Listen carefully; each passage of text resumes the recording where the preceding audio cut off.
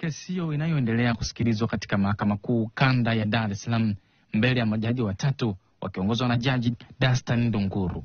Leo maswali kwa shahidi namba 1 upande wa jamhuri ambaye ni naibu mkurugenzi wa upelelezi kanda maalum ya Dar es Salaam, kamishina msaidizi ACP Wilbert George, iliendelea baada ya kushindwa kukamilika hapo jana.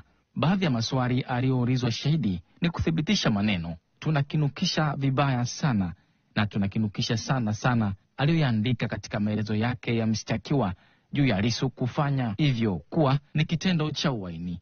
Akinukuu maneno ya kamusi 3 za Kiswahili ikiwemo kamusi ya Baraza la Kiswahili la Taifa BAKITA, kamusi ya Baraza la Kiswahili Zanzibar BAKIZA na kamusi ya Kiswahili ya Chuo Kikuu cha Dar es Salaam UDSM. Mshtakiwa Lissu amemsomea mshahidi huyo maana 3 za uasi katika kujua iwapo shahidi huyo kama anafahamu tafsiri nyingine ya neno uasi, ambapo amejibu hakuna, kwa sababu zilizopo kwenye kamusi hizo zote zinajitosheleza.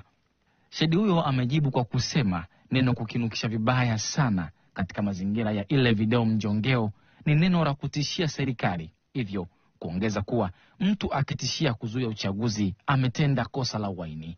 Pamoja na mambo mengine katika maelezo yake ya ushahidi, amekiri kusema kuwa mshtakiwa Lissu alikusudia kulazimisha serikali kufanya anayoyataka yeye kwa kuzuia uchaguzi mkuu wa mwaka 2025 usifanyike kwa ajili ya matakwa binafsi.